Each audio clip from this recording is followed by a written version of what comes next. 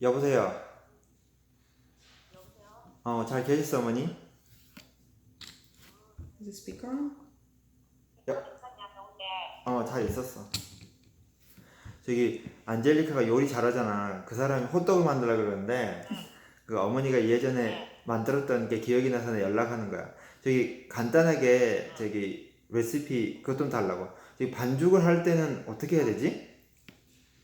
자, 반죽을 해가지고 이제 어느 정도 그 반죽이 이제 알맞게 해야 돼. 그래가지고 1시간 정도 숙성을 시켜야 되는데. 그렇지. 그럼 이랑 우리 잭스 간예지랑 맛있게 먹어라. 예, 그렇게 할게. 그러면 she said you could cook so you're gonna make a good hot dog. So we'll enjoy. 감사합니다, 어머님. 사랑해요. 그래 안되니까. 그래 사랑해. 오케이. 엄마 사랑해 들어가 그러면. 그래. 그래 잘 있어. 예. Welcome back, everybody, and if you are new here, welcome to my channel. I like to post all sorts of homemade recipes weekly. So earlier today, I was conversing with my mother-in-law. Well, my husband was. I'm not that good at Korean yet, but I'm getting there. So I had to ask her opinion on her hotteok recipe. Today I'm going to be making hotteok. That is a Korean style pancake filled with sugar, sometimes nuts, and cinnamon. Now, I'm going to do two varieties today. One is very traditional. It's one of my husband's childhood favorites. Growing up in Korea, he said hotteok was just a treat for him. So anytime his mom made it, they were so happy. So I'm going to do that today to make my family happy today. It's a nice treat and it's something I like to make for them. It's special. But one of the ingredients that my mother-in-law uses I didn't have, so I had to ask her opinion on a substitution, and she said it works. It's gonna be good. So I'm going to do one filled with sugar, cinnamon, and sesame seeds. I'm gonna skip on the nuts. We're a nut-free house. And the other one, I recently saw a YouTube video, and it was a Korean street vendor that added cheese to it. The salty and sweet, I get it. So I'm going to be making delicious homemade hotteok, and I hope you enjoy it, and I hope you give it a try. Here's how I do it. Okay, so to get started, I'm going to create a dough. So here I just have a large bowl, and I'm also going to be sifting all of my dry ingredients just to make sure that it's fluffy and no lumps. So first I'm going to start with 3 cups of all-purpose flour. And the substitution I'm making differently from my mother-in-law's recipe, I'm actually using 1 cup of potato starch, but I will put the original recipe that she makes, and that she actually uses rice flour, sticky rice flour. But she said potato starch works just as well because texturally it will help give it a soft, chewy texture. So I'm adding that as well. So it's 1 cup.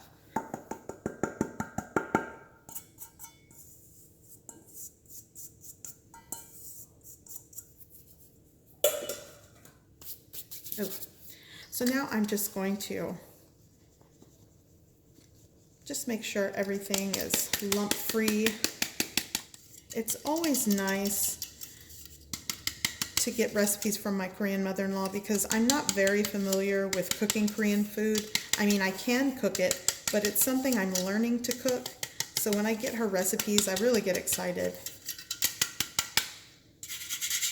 Okay, so these are just little hard lumps that aren't really breaking down, so I'm going to discard these. So now to my potato starch or potato flour, all-purpose flour mix here, I'm going to add 1 tablespoon of sugar and 1 teaspoon of salt. Now I'm just going to give that a mix. Okay, so this is my dry ingredients. I'm going to set this aside. Okay, so now I'm going to prepare my yeast. I'm going to activate my yeast. Here I am working with 1/2 cup of warm water. I'm also going to add 1 teaspoon of sugar. I'm going to dissolve this just to give it a head start here. And the sugar in the warm water is a very conducive environment for your dry or fast-acting yeast. That'll help feed your yeast and it'll bloom and start bubbling, and that's what you want. Okay, so now I'm going to add my yeast right in there. And you're really not supposed to stir it around too much, but you kind of want to make sure that it gets in the water. So I'm just going to let this set here for about 10 minutes, and once your yeast is activated, it'll start bubbling and foaming at the top. Okay, so it has been 10 minutes and I want to show you. This is how you know that your yeast is activated and that it's alive, that it's bubbling and foaming on the surface here. So now I'm ready to put this dough together. So here I have my large bowl. So before I add everything, I do want to show you, I'm also going to be adding some extra warm water. This is 1 cup of warm water. So the other ingredient that I will be using is a tablespoon and a half of cooking oil. I'm actually using grapeseed oil. Use what you have on hand. So here is my activated yeast and water mixture. I'm going to add the oil right to this and right into my bowl. And I want to make sure I scrape out everything. Now I'm going to add 3/4 of a cup of warm water extra. And let's see. Okay, so now I'm going to give this a mix. At this point, you do not want to use your hands. And if you hear my sons in the background laughing. So this dough is a very sticky dough. So if you were to use your hands, you would get this dough everywhere at this point. So I'm just going to continue mixing it. And it looks like I might need some more water. So I'm going to go in with that extra 1/4 cup. So at this point, in all, it's 1.5 cups of warm water that went into this. And that's including the yeast mixture. Okay. So I've managed to combine most of this flour and water and everything together. It smells great already, but now I think it's safe to where I can Now I think it's safe enough to where I can work with my hands. I'm probably just going to knead this for about 5 minutes. I'm not really trying to get a smooth surface. I just want to make sure that everything is combined well. And as you can see, it's very sticky.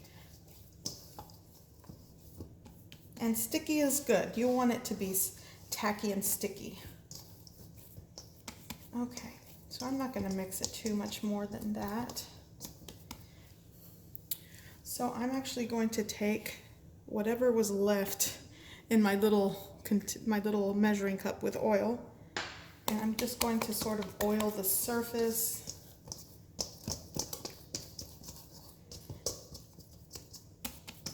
Okay, so now I'm going to cover this.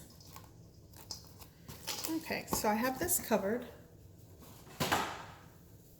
I'm also going to place a kitchen towel over it.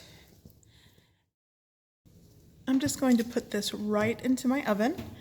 You'll want to find a non-drafty place for this, a warm, non-drafty place. Okay, so my dough will be resting until double in size. Basically, I'm going to proof it for an hour. It may be a little over an hour. The proofing time may vary depending on the variables in your kitchen. If it's dry, if it's humid, if it's super cold in your house, or if it's humid and warm. That's why you want to keep it in a place that's a little more consistent of being non-drafty and warm. My oven is the best place in my kitchen, but that might be different in your kitchen. So I want to proof that until it doubles in size. It typically takes between an hour and an hour and a half. Okay, so while my dough is resting and doubling in size, I want to show you what I'm going to do for the filling. Okay, so for my filling here I have 3/4 of a cup of light brown sugar. Basically I took a 1/4 cup measure and I packed it each time. I did 3/4 cup measures. You want to make sure it's packed. I'm also going to be adding a 1/2 teaspoon of ground cinnamon, 1 heaping tablespoon of toasted sesame seeds, And I'm also going to be adding a pinch of salt. And you'll just want to give it a good mix. Now the other ingredient I will be using is shredded mozzarella cheese. That's optional. It's just something I'm testing out today. But you know, who knows? If it tastes good, I might keep that ingredient. So, but definitely I normally fill it with this brown sugar cinnamon combination. Okay, so it has been a little over an hour. And I know I can smell how wonderful this dough smells. My dough has definitely doubled in size. So I want to start making hotteok. Okay, so my dough, my filling is here. My hands are gloved. I'm going to also oil them. Like I said, this dough is sticky. And I'm also going to be preheating my pan on a medium heat, medium low. Let me do that. And a nonstick pan works best. I'm actually using a small nonstick pan. I'm just going to do these individually. I find it easier to control when I'm filming, but you could definitely use a larger nonstick griddle. Okay, so I have my area prepped here. I got my filling on one side, my dough here, so my gloves are oiled. So all you're going to do is just, as you can see, look at this dough. I don't know if you could, let's bring it up closer. See how stringy and stretchy and sticky? This is perfect for these. So now I'm just going to pinch off. Let's do this here. Piece of the dough. I'm going to stretch it out a little bit here. Now, right in the center, I'm going to add the filling. And I'm just probably adding a tablespoon. If some falls out, that's okay. Now you'll want to pinch the dough around it. And it's sticky, so it'll stick. If you need to press on it, that's fine. Really, you don't want to get the sugar on the outside. You want to kind of keep it on the inside here. I'm making a mess. But you want to keep the sugar on the inside because once you start cooking these, the sugar will burn the longer you keep it in the pan. So, all right. So here is my little stuffed dough. And now I'm going to put it right into my oiled pan. Okay, so my pan is pretty much preheated. I'm going to add oil to my pan. I would say I added around, I don't know, 3 tablespoons, maybe a quarter of a cup. So I want to control the heat to a moderate heat. I don't want it to be super hot. Okay, so the trick here is you're going to place your dough right in the center. And you're going to let it fry. Now typically a lot of the Korean street vendors use this where they flip it and then press it, but because I'm using nonstick, I'm not going to use the metal today. I'm going to use my handy dandy spatula. This is a silicone spatula. So once it's had time to cook on one side, I'm going to flip it and then give it a press. And basically it doesn't stick because this part is cooked. So that's why you want to press it on the cooked side first. So now I'm just going to flatten it a little bit and let it cook at a moderate, medium low, because you do want to make sure that the inside cooks before the outside burns. So you'll have to adjust it accordingly. Okay, now I'm going to flip it again. Ooh, this looks so good. It smells so good. So once this cooks through, I'm going to be placing them on a baking sheet with a wire rack and just let them hang out as I cook them. But this golden brown color is just texturally it's going to be so crispy, and the inside is going to be chewy and tender and soft with that sweet filling. Oh, so good. Do like a tablespoon of sugar right in the center. Kind of press it down. Now I'm going to go in with a pinch of cheese. Press that down. And if you want to get creative with your fillings, go for it. I sometimes, you're going to laugh at me, fill Hotteok with taco meat and cheese. I do ground beef and cheese with this. It's definitely delicious. Okay, so this is my cheese and sugar one, and we're going to go ahead and get this started in the pan. Just like that. And you can probably kind of press it down. Maybe let's do that. Maybe that'll help me. Give it a press in your hand and give it a head start. There we go. All right, cheese and sugar coming right up. Give it a try. Is it good? Can I try one more time? Yeah, see if you can get to the cheese. Look at it. Oh, no, no cheese. Okay, we're gonna break it open.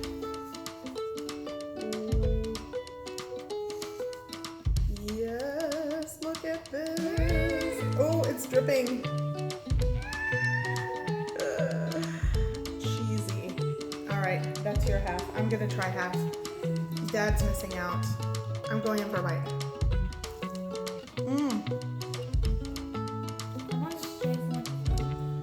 Oh, there's lots for Dad. The cheese and the sweet in the middle of this. Look at this. Oh, so good.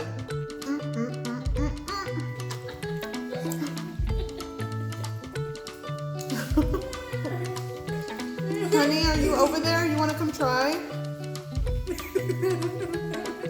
Have one more bite. You shouldn't be eating this. 2 bites is not going to hurt. Okay, one more. Okay, 2.5. Oh man. My husband's coming. Here, honey, you can try the rest of this. No, A little bite. Try. I knew he'd like it. Another bite. What do you think? It's dripping, actually. Yeah. Same as my old childhood memory. Great job. 사랑해요, 어머님. Okay, so everybody cleared the kitchen. Everybody was getting carried away with the Hotteok. I managed to finish making them all. And my husband said it definitely is his childhood favorite Hotteok. It tastes just like his mom's. So that is high praise. That's the compliment I was looking for. If my family is happy, then I am happy. And definitely shout out to my mother-in-law. So I hope you guys give this recipe a try. I hope you like it. And thanks for watching.